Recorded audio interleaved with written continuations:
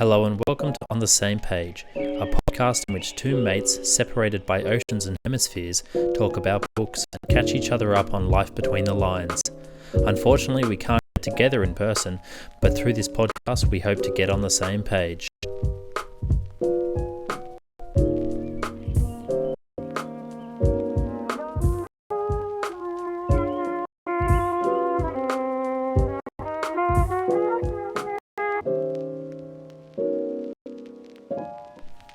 Hello and welcome back to another episode of On the Same Page. Hello everybody. Again, still with Blake in the flesh. In the flesh. How's body and soul. It's not going too badly. We've had a very roundabout way to get there. It's not going too badly, everyone. Well, I've been in Australia now, so everything happens in negatives. That's true. Not too bad. Can't complain. Negatives are positives because, of course, once in paradise, you can't complain. Exactly. So how's it going? Any inner shelf moments this week? There was an inner shelf moment, and I think you can partake in this because... I think it'll be the same as mine. Oh, good. Starting on the same page, and we'll finish on the same page. We hope so. This week, I went to the Gallery of New South Wales and had a little gaze at the Matisse Life and Spirit exhibition with John. I do like myself some Matisse, and I thought it was a really good show. Yeah. I really liked it. There was a lot of stuff there that I hadn't seen before. Some of his late periods, the chapel that he painted in Vence, and I mean, I already love that kind of triangulation. That's the town where Baldwin died and where D.H. Lawrence died. Damn. And Chagall painted it, and I have I think I've shown you in my room in Berlin. I have a little postcard of a Chagall painting of a breakfast at that town. Or St. Paul de Vence, which is like the next town over. And I didn't know he painted this whole chapel in there, so I really liked that. And in the gallery, they kind of set up this white room where they could show how he'd done the windows and everything. So I really liked that, and they had covered every period, long life of Matisse. What did you think? Yeah, I liked it. I'm not like the biggest fan of Matisse, but it was a good show. Yeah. It wasn't too long. It was chronological. Yeah, it was good. It was good stuff. Yeah, I like some of his paintings. I really like. Not everything is jumps out at me, but I love his colors. I love his. He came to Tahiti and the influence, and even the stuff which, I'm not like massively into the cutouts and all that kind of stuff. Yeah.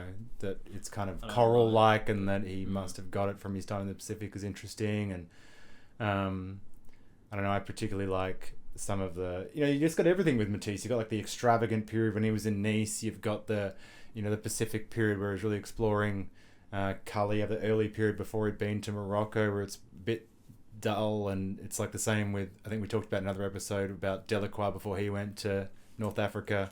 And they kind of have this. Sorry, Seamus is fixing his hair. Having a hair issue. His hair's poking up like Matisse's scissor cutouts. It's so annoying. One hair. But I also hadn't been to the gallery since I was young, and they're doing a massive expansion. And it was also good to see, all the Arthur Streetons and the Tom Robertses and the Prestons and everything that's there. Yeah, and they're going to double the size of it with this whole big glass thing down at Woolloomooloo. Yeah. For our international listeners, just look it up. It's a nice old gallery on the harbour in Sydney, and it's good for Australia. It's good. They've got a Van Gogh. They've got I think they've got a Manet in there. Some Picassos, I think, as well. So they've managed to get a few things. I don't know. They must have stolen it or something. Probably stolen. It's one of the convicts nicked it. Money, smuggled it on a boat.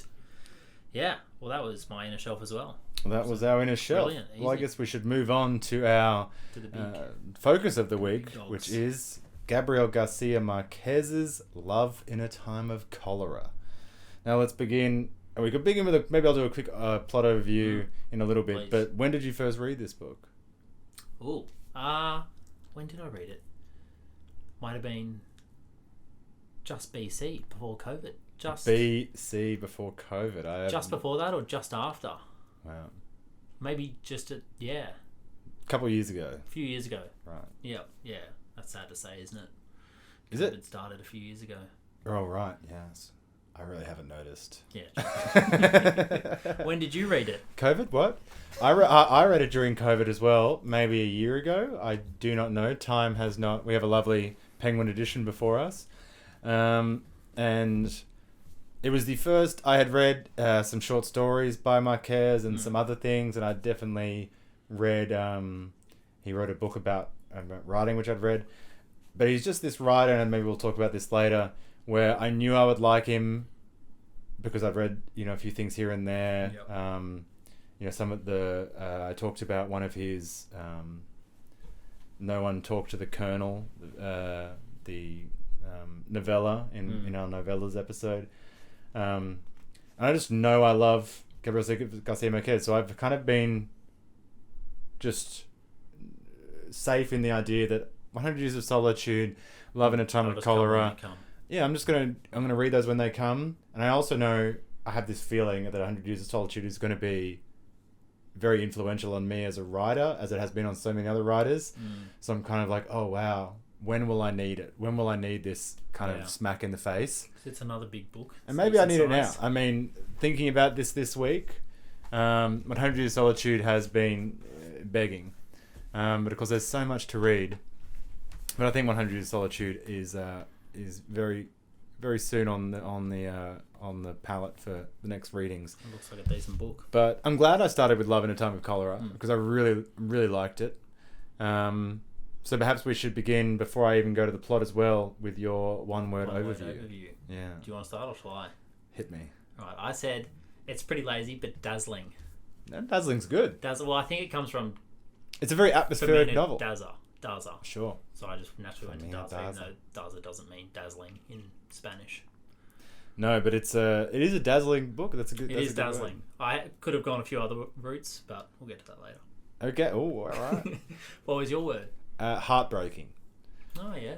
Yeah. Because it is a kind of... I'd be interested to see. I mean, it's heartbreaking is quite dazzling. I think the way I would describe it is that, it's a book about hope in a lot of ways, and it's a book about, heartbreak and, the complexity of a broken heart and collecting all those pieces together, which, of course, if something shatters is, there's something dazzling in a shattering. Yeah.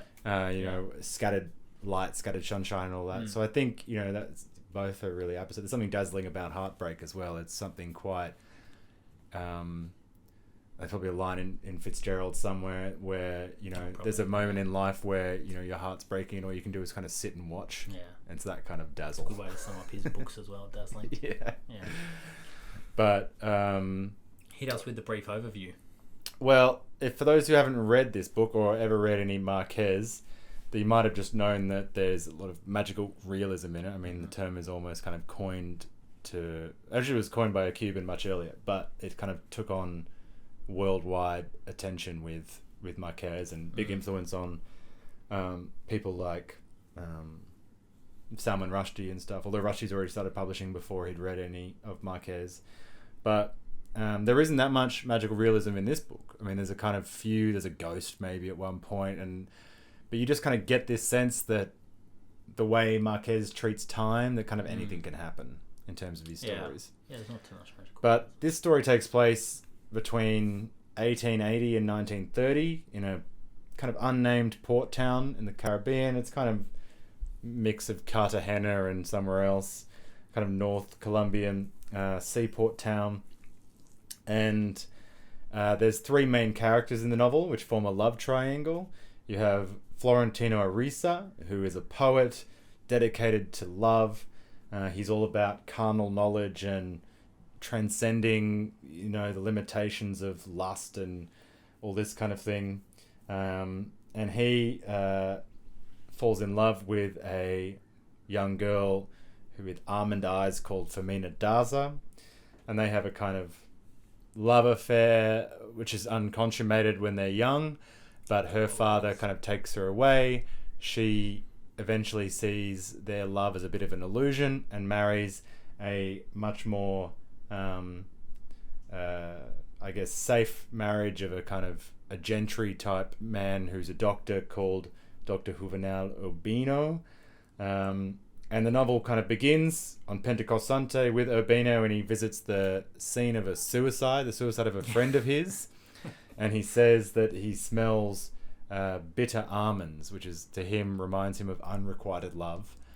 And then by the end of that kind of opening gambit, Urbino tries to climb up a mango tree to collect a parrot who's flown away, and he falls and dies.